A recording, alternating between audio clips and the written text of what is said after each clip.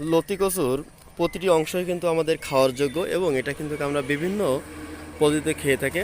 আমরা এখন আসছি একটি বৃহৎ লতি কচু খেতে। এখানে সাথে আছেন আমাদের কৃষক চাচা। আমি চাচার সাথে কিছু কথা বলবো এবং জানতে চাইবো যে কচুর চাষ থেকে কচু একেবারে গাছ শেষ হওয়া পর্যন্ত কী কী প্রসেস আছে এবং কীভাবে চাচারা এগুলো উত্তোলন করে। কাকা বলেন, আপনি যে কচুর ক্ষেতে চাষ শুরু হয় কখন সাধারণত? এই এখন লাগাবো। কোন মাসের দিকে লাগান? এই এখন এই জ্যৈষ্ঠ মাসে লাগাবো, শেষ হয় জ্যৈষ্ঠ মাস শেষ হয়। কিভাবে জমি চাষ করেন? এই জমি ধান রোয়ার মতো চাষ করতে হয়। চাষ করে তারপর লাগাতে হয়, হ্যাঁ, রুতে হয় নাকি? হ্যাঁ, রুতে হয়, লাইন ধরে সুতো দিয়ে গা দিয়ে রুতে হয়। কত দূর দূর লাগান আপনারা এক একটা গাছ? এক একটা গাছ এক হাত ফাঁক ফাঁক করে লাগানি হয়। এখন তো আমরা দেখছি গাছগুলো সব পড়ে গেছে, এর কারণ কি? এগুলো এখন বয়স হয়ে গেছে, বুড়ো হয়ে গেছে, গায়ে শেকড় নাই, এই কারণে এখন এর বয়স ফুল উঠে গেছে, আর বাঁচবে না। এটা কি এমনি এমনি পড়েছে না ঝড় বৃষ্টির ঝড় কারণে? বৃষ্টির কারণে পড়েছে। এরপরে আপনার এই লতি কচু কোন সময় থেকে লতি তোলা শুরু হয়? এই এখান থেকে লাগানোর পর 3 মাস পর থেকে তোলা শুরু হবে। লতি কচুর দাম সাধারণত কেমন থাকে বাজারে? এই 40, 50, 60। এরপরে কচু লতি ছাড়াও আপনারা কি কি বাজারে বিক্রয় করেন? এ কচুর লতি মোতাও বিক্রি যাবে, ডাটাও বিক্রি যাবে, ফুলও বিক্রি হবে। মোতা কেমন দামে বিক্রি করেন? এ মোতা বিক্রি হবে 20 টাকা পিস, 15 টাকা পিস, 10 টাকা পিস। আর ডাটা কি আলাদা বিক্রি হবে না মোতার সাথেই? ওই মোতার সাথে। আর এই যে আপনারা আজকে দেখছি যে ফুল উঠাচ্ছেন, এই ফুল কি করেন আপনারা? এই ফুলগুলো সব খাওয়া হয়। কিভাবে এটা বিক্রি হয় বাজারে? এ বাজারে কেজি হিসেবে বিক্রি হয়ে যায়। এর কেজি কেমন দামে বিক্রি হয়?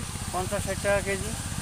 কোন হাটের দিকে সাধারণত এটা বিক্রি করেন আপনারা? এটা দক্ষিণ এলাকায় বেশি খায়, এই এলাকায় খায় কম আর বেশি। দক্ষিণ এলাকা বলতে কোন কোন জেলার দিকে? সাতক্ষীরা জেলা, আসানসোল জেলা, কয়রা জেলা, সাতক্ষীরা জেলা এবং খুলনা জেলার ভিতরে, তাই না? খুলনা জেলার ভিতরে। খুলনা এবং সাতক্ষীরা জেলার বিভিন্ন অংশে বিভিন্ন জায়গার লোক হ্যাঁ। এগুলো সাধারণত খেয়ে থাকেন। হ্যাঁ। তো এই ফুল সংগ্রহ করতে কি কোনো প্রতিবন্ধকতা আসছে, কোনো সমস্যা টমস্যা হয় ফুল সংগ্রহ করলে? না, কিছু সমস্যা, ওই এটা ফুল কি- মালিককে কিছু টাকা দেওয়া লাগে, আবার 2-1 দেওয়া লাগে না, ভাই তুলি নিয়ে যাও। আপনার কি এই যে কচু ক্ষেতের কোনো সমস্যা হবে ফুল উঠালে? কচু খাতে বয়সী গেলে তো এই গাছ তো শেষ, এই ডিউটি শেষ। তার মানে আমি বলতে চাচ্ছি আপনার যে কচুর বোয়া হবে, এই বোয়ার কি কোনো সমস্যা হবে কচুর এই ফুল তুললে? এখন এই কচুর যে বোয়া তোলা শেষ, 1 বছর কিন্তু ডেট। এখন যে কটা আছে ওই কটা গিটলি হয়ে যাবে, এখন আবার নতুন করে লাগাতে হবে এই গাছ বাদ দিয়ে। তাহলে আপনারা সাধারণত যখন কচুর বোয়া শেষ হয়ে যায় এরপরেই আপনারা ফুল তোলা সংগ্রহ করেন নাকি? হ্যাঁ, ফুল তুলি, তারপরে আবার চাষ করে আবার লাগালি পরে। একই জমিতে কি বারবার এই কচু চাষ করা সম্ভব? 1, 2, 3 বছর, তারপরে আর হয় না, সেখানে জায়গালে বিভিন্ন রকম রোগ এসে যায়। সেই সময় আপনারা কত বছর পরে আবার লাগান? এই সময় যেখানে 2 বছর পরে কেউ লাগায়, কেউ আবার 3 বছর পরে লাগায়, কেউ আবার 1 বছর পরে লাগায়। আপনি এই যে 25 কাঠা জমি, এখান থেকে কত টাকার মতন ফুল সংগ্রহ করতে পারবেন? এটা পরিষ্কার জমি ধরো 2 থেকে 2.5 মণ। আর আপনার টোটাল মিলে বোয়াতে কেমন টাকা উত্তোলন হয়েছে?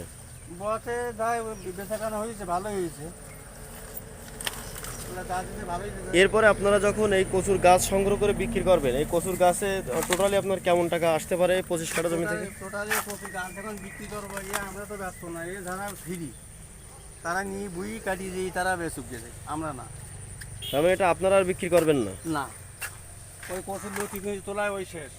এবারে ফুল আলাদা পার্টি তারা নিয়ে যাচ্ছে ফিরিয়ে। তাহলে প্রথমত আপনারা মূল চাষি হলো কচুর বোয়া নাকি? হ্যাঁ, কচুর বোয়া।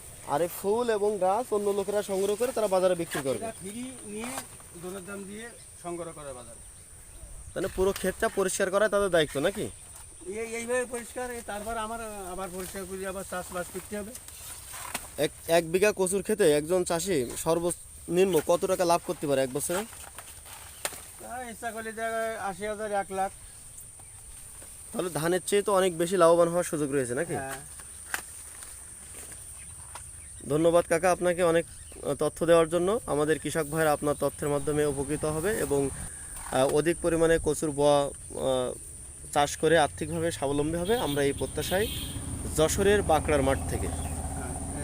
এই দেখতে হলে, যদি দেখতে চাও তাহলে ঠিক এখান থেকে 3 মাস পরে আসবা, তখন লতি তোলা দেখতে হবে যে কীভাবে লতি উৎপাদন হয়, লতি তখন চেহারা দেখতে হবে, গাছের গোড়ায় ধরলি বুঝতে পারবেন তখন।